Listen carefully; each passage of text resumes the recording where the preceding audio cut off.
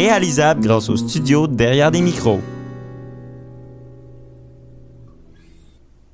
Alors, bienvenue au podcast de Sana des Trois-Rivières. C'est un petit programme qu'on a grâce au financement du ministère de l'Immigration, de la francisation et de l'intégration du Québec. Aujourd'hui, notre podcast, un rendez-vous entrepreneurial à l'aveugle et à deux invités très de qualité. On a Monsieur Javier, issu de l'immigration, et on a Madame Nathalie, une Québécoise de souche. Alors, on va partager avec vous toute cette expérience-là d'entrepreneuriat, toutes ces histoires-là qui sont derrière l'entrepreneuriat. On va vraiment vous gâter avec ces histoires. Alors, on va commencer avec Nathalie. Nathalie, parlez-nous un petit peu de toi. Bien, moi, j'ai travaillé longtemps dans le milieu de la santé comme gestionnaire. Puis, comme tout le monde connaît les conditions qu'il y a dans le milieu de la santé, bien, à un moment donné, j'ai pas eu le choix. J'ai fait le choix de me réorienter, de faire une réorientation de carrière vers de quoi de plus adapté à moi. Puis, c'est là que j'ai commencé mon projet d'entrepreneuriat. Ah, c'est génial, hein? C'est de donner le saut. Oui. Oui, c'est un gros saut parce que là, je partais quand même d'un emploi qui était stable, avec un bon revenu, à un emploi de travailleur autonome avec zéro revenu. Oh, wow, ça c'est admirable. Et Javier, de ton côté, c'est qui Javier Paredes? Javier, c'est quelqu'un qui aime ça se mettre dans les troubles. Donc, qui aime ça les changements, qui s'ennuie lorsque ça arrête de bouger. Donc, j'ai fait énormément de choses dans ma vie. J'ai beaucoup voyagé. J'ai habité dans 6 pays différents, 3 continents. Arrivé au Canada il y a 10 ans, un petit peu comme Nathalie, j'avais un travail stable, une belle position, un bon salaire. Mais ça faisait 8 ans, j'ai fait la même chose. J'avais une vie de changement. Donc, j'ai décidé aussi moi-même de me lancer dans l'entrepreneuriat et encore une fois dans ma vie, me mettre dans le trouble et relever des défis. Donc, alors, ça veut dire que pour être entrepreneuriat, il faut aimer vraiment les troubles. Oui. Il faut se lancer. Oui? Je crois que oui. Si tu n'aimes pas ça, en tout cas, si tu l'aimes, tu es bien servi. Ah, c'est génial. Alors, mais, Javier, parle-moi un petit peu de ton entreprise. C'est quoi ton entreprise? C'est quoi ton idée d'entreprise que tu as? Mon entreprise s'appelle Stratégie Performance.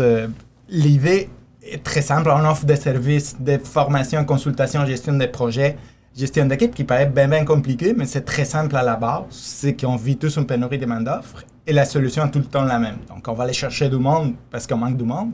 Et je me suis dit, si on essaye de faire plus avec le monde qu'on a déjà, juste améliorer nos pratiques, et c'est ça que j'ai fait avec mes clients. Changer, optimiser. On trouve des challenges ensemble, on trouve des solutions différentes, on sort encore, on se cherche des troubles. On répond différemment. Donc, c'est ça vraiment stratégie performance, la business que j'ai parti. Alors, ça veut dire que toi, tu es entrepreneur pour les entrepreneurs. C'est tout un support pour les gens qui se partent aussi en affaires, c'est un support pour les entreprises qui sont déjà sur place. C'est ça, si j'accompagne d'autres entrepreneurs, surtout des petites et moyennes entreprises, principalement Mauricie, justement, qui relèvent des défis, qui veulent penser différemment, qui vont voir quelqu'un d'autre pour réfléchir à ses affaires différemment et trouver des solutions innovantes. Donc, c'est vraiment ça que j'ai fait et c'est ça que j'adore aussi. Ah, c'est génial. Et toi, Nathalie, ton entreprise? Bien, moi, mon entreprise, ça s'appelle Éco-Douceur. Dans le fond, c'est une entreprise qui fabrique des chandelles parfumées artisanales, faites avec de la cire de soya, Oui. Qui sont complètement biologiques, écologiques, zéro déchet. Et j'ai travaillé dans cette optique-là d'avoir un produit qui sort un peu de l'ordinaire, qui est différent des autres, qui apporte plus que juste une chandelle qu'on allume. C'est une expérience multisensorielle. Fait que c'est plusieurs sens que je viens faire travailler en même temps. Une bougie, bien, on le sait, c'est un achat émotif. Ça nous rappelle un moment, un instant, une époque, un événement. Fait que c'est tout ça que je vais essayer de rapporter, que le monde, ça leur revienne en mémoire pour les ramener dans un bon moment de leur vie. Et là, quand moi je t'entends parler, je vois, c'est là qu'on pourra aller chercher les réconforts quand on est trop stressé comme entrepreneur. C'est ça. Oui, on va acheter une chandelle et on va relaxer pour continuer. Oui. C'est de prendre le temps. Oui. Fait qu'en allumant une chandelle, des fois, même si c'est juste 15 minutes, bien, ce 15 minutes-là, il fait du bien. Il est reposant, il est ressourçant, il nous ramène, puis là, on peut repartir, puis là, on est correct encore pour faire un bon bout. Est-ce que quand vous avez pensé à partir des entreprises, est-ce que vous avez pensé du début, moi, je vais faire ça pour aider les autres? Ou est-ce que vous avez dit, OK, je voudrais faire de l'argent simplement? Parce que moi, ce que je vois dans les deux missions que vous avez, c'est que ce sont des entreprises qui sont faites pour penser aux autres aussi, pour aider les gens. Oui? Est-ce que c'était l'idée du début ou ça présentait petit à petit, vous avez appris cette idée? Non, moi, dès le début, c'était des chandelles qui viendraient aider à prendre le temps pour soi. Vu que j'ai été longtemps dans le milieu, que c'est tout le temps, on va vite, on court, on prend pas le temps, bien, il fallait que je trouve de quoi qui nous amenait à prendre le temps. Puis c'est là qu'est venu les chandelles, parce que je trouvais que c'était une belle attention qu'on pouvait s'offrir de prendre ce temps-là pour soi. Puis en même temps, bien, tu sais, du milieu de la santé, on est là pour aider les autres. On est passionné, on aime ce qu'on fait. Bien, je revis la même affaire dans les chandelles. J'aide les autres, je suis passionnée, puis j'adore ce que je fais. Ah, c'est génial. Toi, c'est pareil pour toi?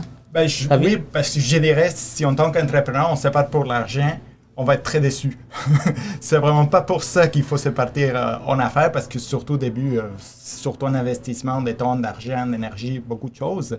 Et moi, de mon côté, j'ai essayé d'aller chercher à donner ce qui m'a tout le temps manqué. J'ai longtemps été gestionnaire, et longtemps, ben, si j'aimerais avoir ça, j'aimerais quelqu'un qui puisse m'aider avec ça. Je me suis dit, bon, pourquoi je ne le ferais pas pour d'autres? Donc, c'était vraiment l'idée de, bon, on va finalement faire ça que j'aurais aimé que quelqu'un d'autre puisse faire avec moi.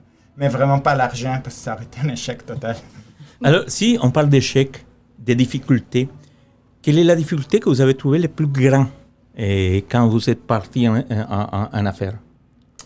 Ben, je dirais, mon côté, surtout au début, je ne sais pas si ça va être pareil pour toi, c'est la solitude. On part, on a notre idée, mais on l'a pas vraiment testé, donc le marché, on ne sait pas si ça va être réceptif ou non. Et il y a beaucoup d'échecs au début. On se trompe beaucoup. Il faut être capable d'échanger, de se revirer rapidement. Et on est seul tout le temps. On fait beaucoup d'appels, pas de retours, pas de mouvements. C'est vraiment la solitude et toutes les questions, beaucoup de fois, avant de voir les premiers clients que ça bouge, est-ce que tu fais les bons choix? Il faut être prêt, à ce schéma de solitude qu'on a au début. Ça a été probablement le plus difficile pour moi. Est-ce que la question revient tout le temps? Est-ce que j'ai fait les bons choix? Oh, et c'est vraiment chaque fois qu'il y a une difficulté, qu'on commence à se questionner sur les choix qu'on a fait comme entrepreneur. Je dirais que ce n'est pas tant une question, c'est vraiment plus essayer de trouver un moyen de garder le niveau d'énergie qu'on a du début jusqu'à la fin.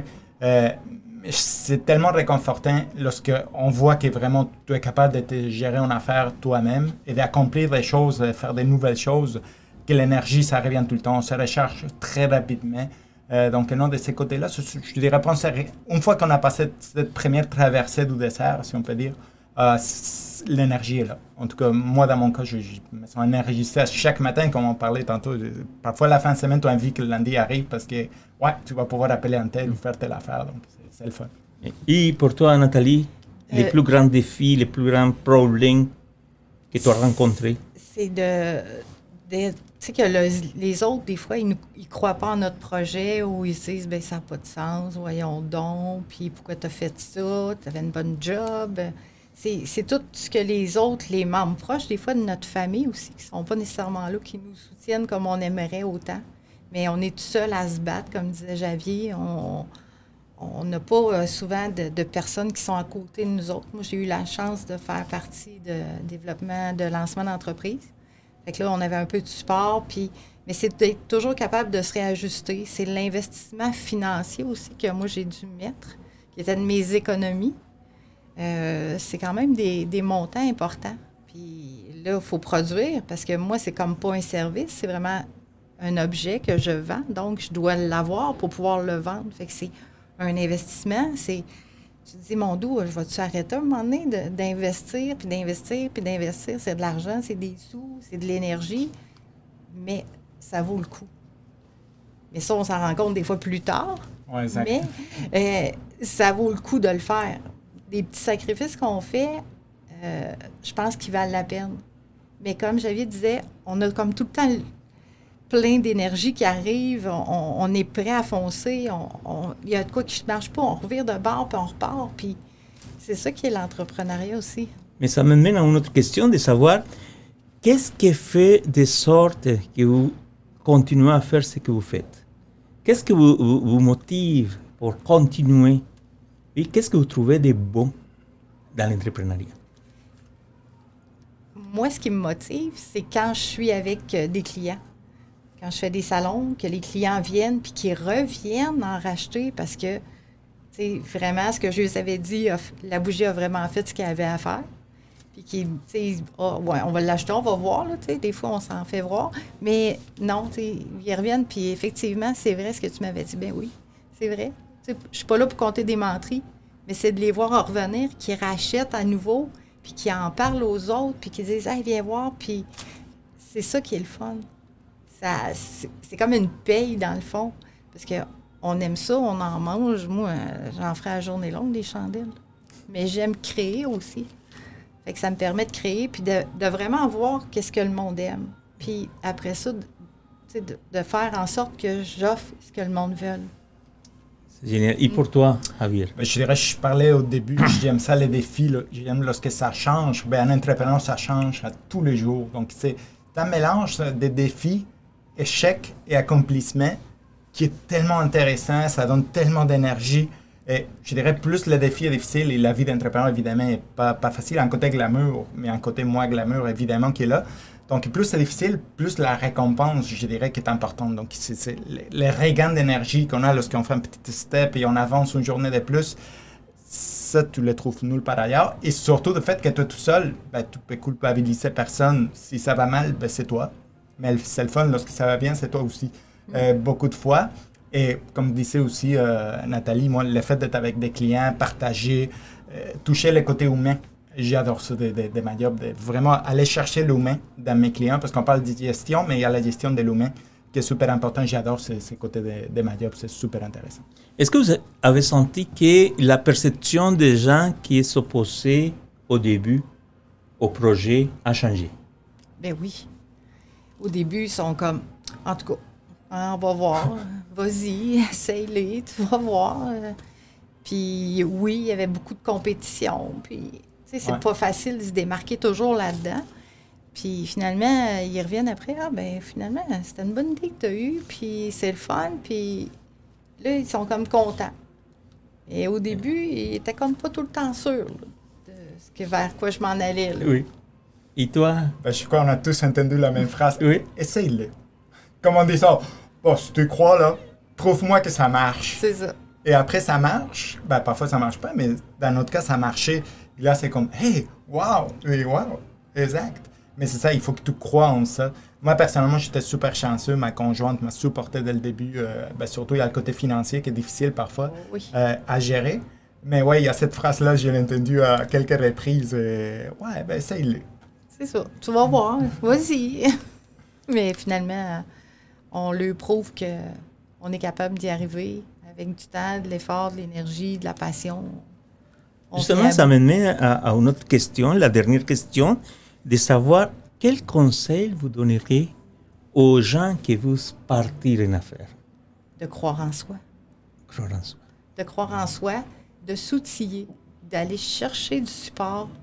Lancement d'entreprise, c'est pas quelque chose qui est cher, mais mon Dieu que c'est aidant. Ça nous prépare à plein de choses. Ça nous fait voir plein de choses aussi.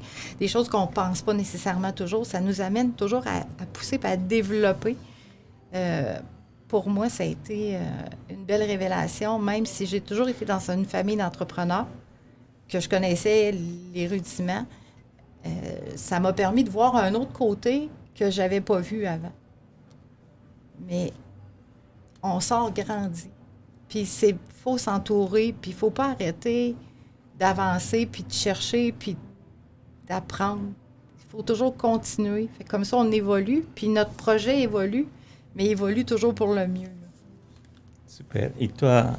Moi, c'est le côté, tu viens justement de parler évolution qui me rejoint plus. Je crois si j'aurais un conseil à donner, c'est soyez flexible.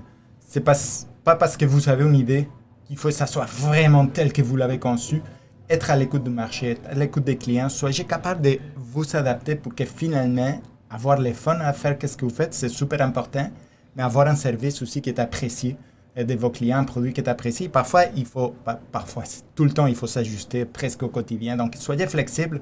Pour réussir en affaires, il faut vraiment être à l'écoute et être flexible. Super. Alors, vous voyez, 12 histoires, de belles histoires d'entrepreneuriat. On a beaucoup de choses à apprendre. On écoute les conseils et je suis certain que ça va vous aider à faire les autres.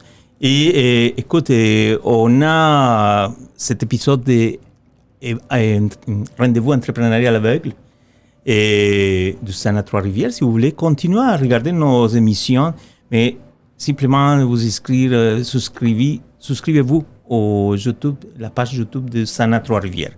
Alors, merci beaucoup à tout le monde. Merci Nathalie, merci Javier. Et on se verra dans un prochain épisode. Merci.